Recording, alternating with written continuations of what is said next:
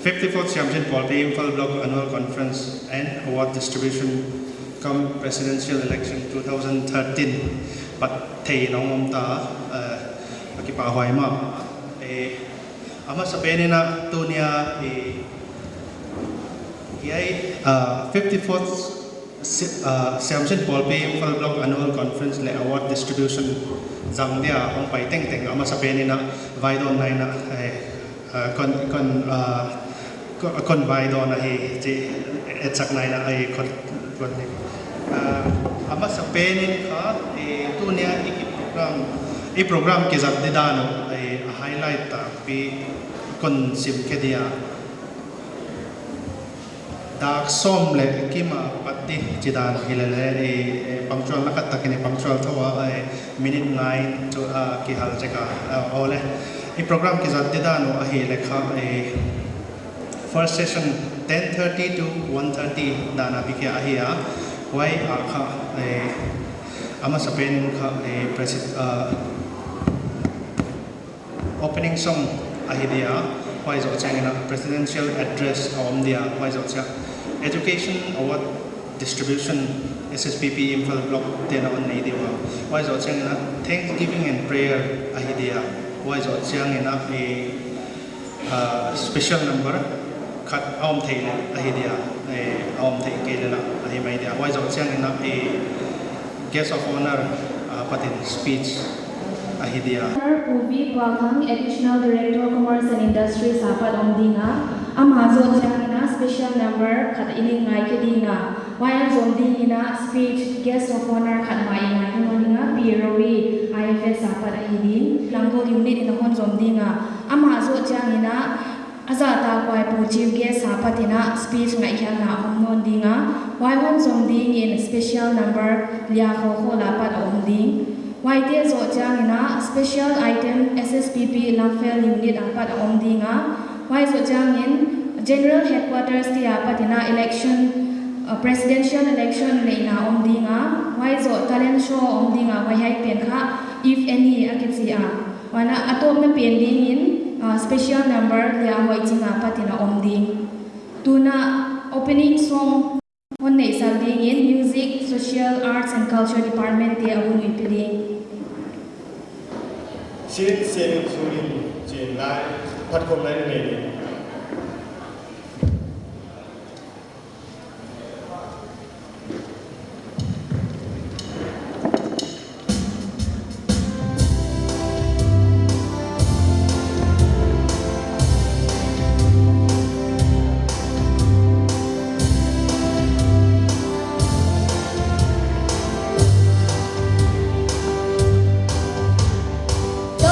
Listen to the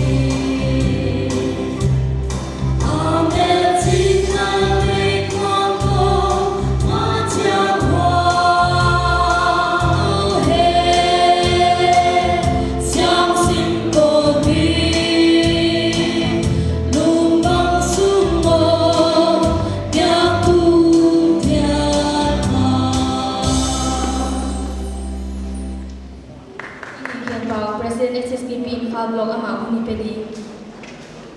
Amasain siam sin cibai. Khat ve thak siam sin cibai. Khat ve lai siam sin cibai. Ông niang no huni no lo khove khan hat do elen abang kima khan hat huni tai. Amasain azata goi puchi case tima ma vai phe MLA honorable MLA Pirowi Kulai guite kaham chizatina Pirowi guite bana uvi tual thang amaute isuan mama politics lama hitale sorkar lama nasemna isuan mama ti chiala bang hon selet lon lemta hon sakpi jiamna bana tu yang tel jiam abik tagen atuma ki patu kagena welcome address to hon to som din kai jiakena jang ke to kai abana advisors ta kwaite fekin kim sip sip thilhak sapi himale advisor som te lagam thil thei za za amau te le za nai pia tan ni dinga thum sang na tu isai chial reverend gin mal som bang ahi keile tam tuam sai dinga et sang na dia election commission te bang hong tu chia nai lo bang ma le mi nga kha bolero ang tai le lo hi chi te lama thon piak sia kha election sai ding te bang le muak na thoi tu na kana gen khol aya yai teng ba na tu ne ai ki po khom na hon sulim to de artist la siam te am non wa amau te sia ki leng pa thu gam ge na yai te teng ba na mi pi i pai khom lo in chu cher tam pi ong ti ngai sia ki na tu ni na mi pi ong pai khom sia ki mi pi te tu ma ki pa thu kon ge na abik takin siam sin por pi Imphal block in tu in chu yai conference chu ki pa thu lo adang gen ki kanai ke wa pathian pan pinan kumni paswa ke na ki omta tu ni hi conference top na jang thia yom hi pathian thupi na le za na pe to bina mi pi te na hon support le na hon pan pi na te tu ma ki pa thu kon ge na hi ya hi na tu ma ki pa thu kon ge na hi lan tu ne program jang na din to ke saya unit te let me tuam tong tang pe ki suaya hon min lo vek leng hi wai pi di ahia min lo khalo bang on khathe sia kina kon min lo vek ke dinga gim le tol khok salawa pol pi in na sia kana pang te teng hi ham ki hai lo ai ki pa thun na thuan ki yan khat ta kai chi khat kon yen non ai annual sports nei lai na entry fee adila wai te hi le entry fee ba tamlo be la se kina bang che ka se wat pe so dia chi na ki nai tua sports to the side like as what comes with it or on dinga which is very atamzoi certificates and mementos on hi ni che kon ye lo hiela wana blogging vai ko tu tunga kam 2011-13 sunahi na tuam tong sek oma delam che na za ta toy blog secretary na report ka finance to kitwa ina amu kedin ingai suna wai ai ina set tamzo ki ge dingai chen kon ye ni he puchi lai na ye ji ka huna mo pe muang na thu ge ko mina ye conference nuam le thatuam le phog gi ge conference ka ki ge na mi kwa pe na lung sim ki hong na thatho ka ke no mina en iza nuam le thil nuam hi mai singai sum na aw na ba sang ki sa a ta ki suama ma chu mi biang pai kon ke refreshment lim tak mai pia ki u ya no le na la me chi na hi ke ma le ni hon pia ki u na pi na siam sin por pi na fan ni chi ki so kom le le ja ka tu tu ke hon ki zo ke ya hi le ni ko na do ra om ding a wa hi block ke the pia bo la is ya ke tha wa kan na ba i te dom bari ba thei ding na advisors tele tumi ko mo of le wana chief guest loi a din ga no sa din ya ki ke tuma kiswala thukon ge mo ding presidential address a din ki ro loi ta le na siam itinga ifeka ni ku le a siam sin ko be ka se na ang to sen se men itinga e hi slogan sami a hayon man khasma wa ja ka ta de ke su ra de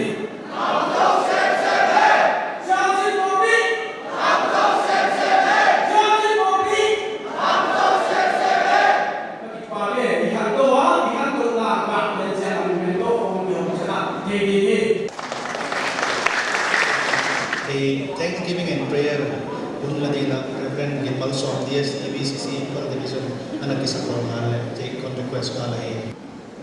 Siam sin piti, siam sin tibai. Patian bolso natangin, siam sin pol pimfal blok suma award biakya ding tampioma, tampion genling, ihun lamai mai siakin, amau tie amin kahon sima hiaya, award biak ding ahong lap jiaun, inathi mai din kiking taa, kahon sim pol kidia, nahi akala laka akisepto to le. Kipaman biakir ding tampi awa category tuan dominan kihena ken drawing essay debate quiz kidem na kipaman de block toppers de le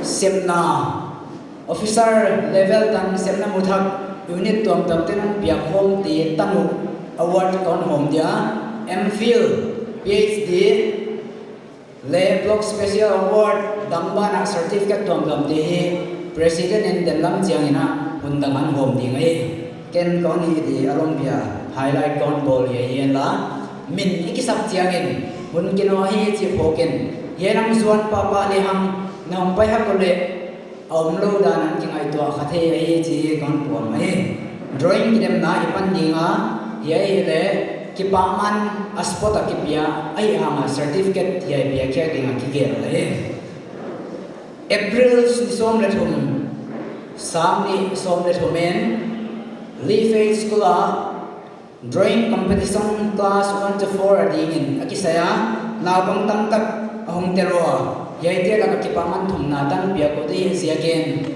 advisor te la ka heutupa engineer coordinator Lee Faith School era mang paito hela certificate ong biakya sa le jina mai chiar masa certificate lama sani Sara Siamthian Hoi daughter of V Zamkhanmuan Games Village apatai a certificate ong toyla ama hela mang paito pa le che certificate amasa hong simkhele je tupan Siam Sin Pol Pimphal Block Certificate of Honor. This certificate of honor is awarded to Ms. Sarah Siamthian Hoi, daughter of V. Zamkhanmuan of National Games Village, for participating in the first Siam Sin Pol Pimphal Block level drawing competition 2013 for students of class 1 to class 5, held on April 13, 2013 at Lee Faith School by the Bank. She was adjudged first in order of merit, presented on this day, the 2nd October 2013, on the occasion of the 54th Siam Sin Pol P Imphal Block Annual Conference and Awards distribution. H. Gin Biang Mang, Secretary; V. Gin Khen Pao, President; Z. Dong Suan Thang, Secretary Education.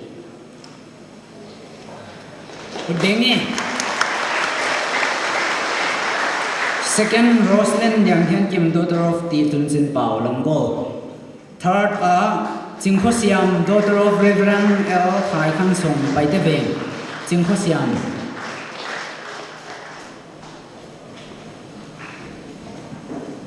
Ano na din, essay writing competition ahe.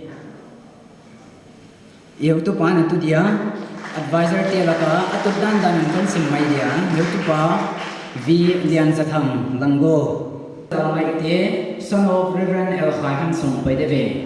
Herang pahen la ama certificate din han to le che. Vung Lian Ching, daughter of Z. Khamwan Him Game the West.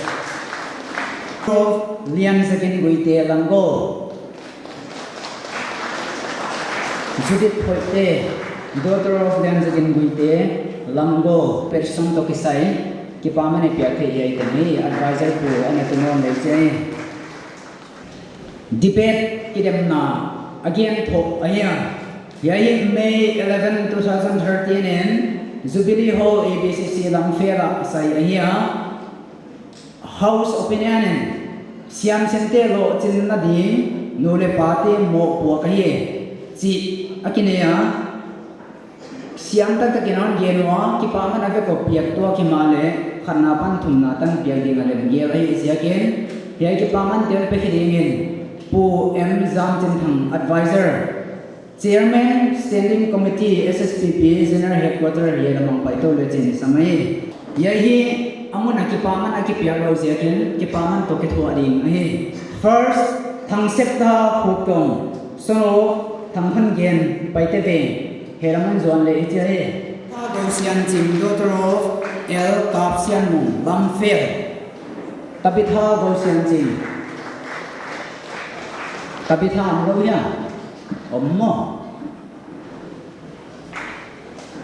third nyang ni hoi care of faith home paite be nyang ni hoi faith home atun na dia tumale ichai ya ki chana atun na mona paisong nang ki dia amao de sit ki reza fe la mame ki pa wai to ke pa atun na mona tu dia advisor tu ki pa thu dia nei anona din quiz idem na the first block level quiz competition for class 6 and 10 September 4 2013 in the Zachung Sprayer Hall Faith Home here unit teng in group khatsiat on solwa waya kipaman ni inatan kia piaginga bihia ai eziagen ni inatan lati kipaman kipedi ngai yai standard takena kiya he tel khalo te hi len lai chan to kibang mai in athi the he kipaman piakhia sa ding pu Dr. R Sama advisor SSPP info group he lamang paila tin ti alai mi mala participation ang bola hi sia kon aki paman ne mala ki peding ai sono si ma suan thang ki paman ang ki pero re sa ki paman to ye ki pe kon ding ai thang lian ding sono si ma suan thang om lo ya thang lian ding om ya la sa ding mo la sa dio ma mungkin kon le di ai ano na ding dapat thang han pa pai pe sono pe se yan dan sudah David Thangman Paul. Din siang yang lagi je yang nak tu nak tu paling jenis yang thei sakai. Jindon thei sakai yang masih kireza mai. Thumna Gumron Daughter of M Thom Salam James Viles. Gumron Daughter of M Thom Salam James Viles. Second late tribal kone unit hiwa amau Dupan so deu karena Cingmai yang turut Daughter of di kaum sejen tribal kone Cingmai yang turut Daughter of di kaum sejen Cingmuan Hamsin Daughter of H and sejen tribal kone hera mampai pale sini sakne tuna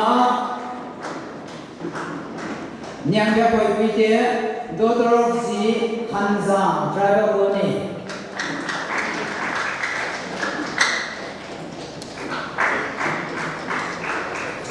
advisor po anak tunon hema kawaisa tam suma education to kisai license na to kisai dewa competition inite ipaman ipyate iyatin ai pod dingaw tiro na block toppers award adoran hoisa class 1 to 12 block toppers award akipedia degree le master level 60% and above mute akipedia utilo officer level 7 na muthap unit 10 ang piakong teo wate kipangan kipedi class 1 to class 5 block toppers award piakya sa game pu ti khan check advisor SSP Pimpal block ya lamang pala sini samai Stacy Nun Biak Siam Daughter of Egan Zamuan Langgo class 1 Saint Xavier's Lampera Tahia Aman 98.93% Noe Associated Advisor Queen Certificate Masama Secretary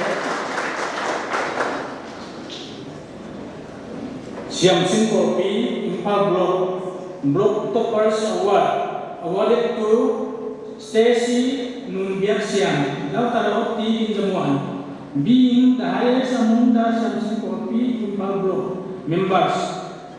She scores 98.93% in the class first final examination 2012 under the Board of Secondary Education Manipur, presented on this day, the 2nd October 2013, on the occasion of the 54th Siam Sing Trophy Public Annual Conference and Award Distribution cum Presidential Election 2013 at White PA Hall in Park, Sinseng in Zurin. H.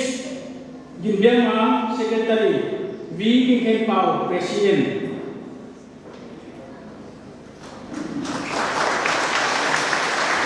Bawah Islam Anonim Samjaya Christopher Dongsuan Lal, son of HPA Suan Pao Lamphel Kon Sampiala, sorry, anak Kozoro.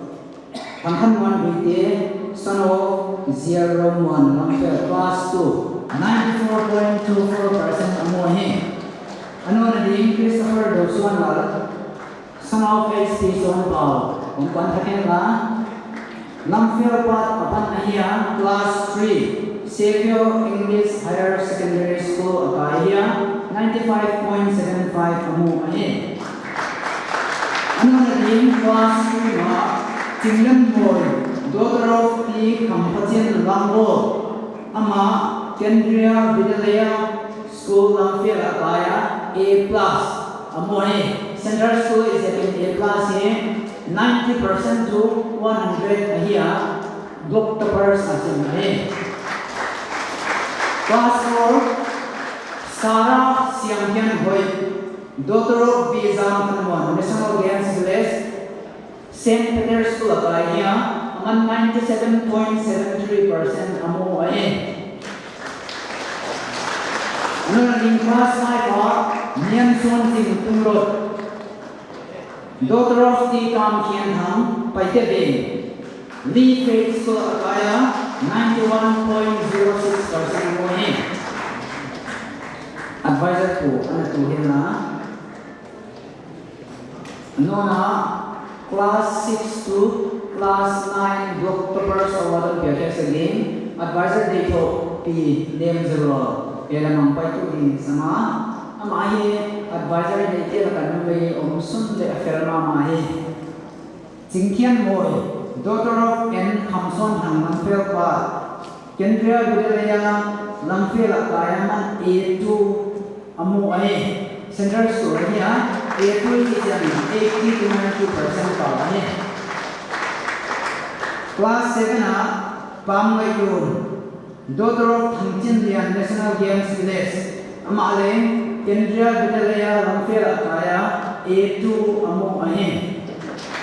Class 8 Sweetie Nunboy, daughter of Grace Tansi Akitia Amahi Lamphel Apan Ahia, Maria Montessori Senior Secondary School Akaya A2 Amu Ahe. Sweetie Nunboy Amya, Sweetie Nunboy Amya, Alak Sakti Yomya. Last Stadium Gale, Sweden Boy, a certificate number Kingwa, on Lenzam, Kata, Piak Kirimay. Last Stadium, Sweden Boy. Omlomo Chimaya, then China Unit President in Yerama, Umbarin, on his day, Lamphel Apanay. Class 9. H. On Samdian, son of H. Rosuan, Tribal Colony. Devi Sekam English Surabaya, 98.75 Amohe. Advisor P. Nemzuro, Tunalaman, Dinga. Class 10 to 12, toppers. Award of Piaket Sadinian, nominated Supply Line Samsumdia. PVL Roy, guest of honor. Kaya naman pa ito din sa may BS Yamali mo may topper certificate ay ibang ka design ni Zerian simpan mo din ni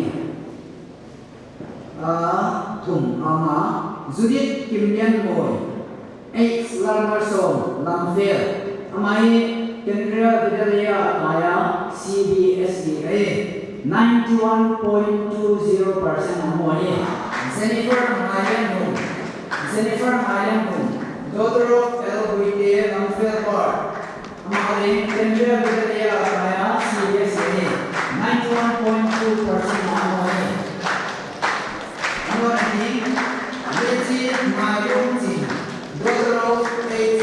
Bianchi Angkawani, class 10 Mahia, Ama Jane Guru Santo Akaya, CBS Mani, 91.2% Mahani. Class 12A, class 12 Science A, Jingmin Zen Right A, daughter of Hormone Right A, Lamfair Park. Nah, kita baca. Nora, Amai 12 Science ini, Jin Hui Lam, daughter of Johan Kintam Sin, National Games Village, 12 Arts here, Nagaland Board of Secondary Education Waya here, Little Star Higher Secondary School di Mapur kali. Aman 86.20% mu, apang tuana kita baca.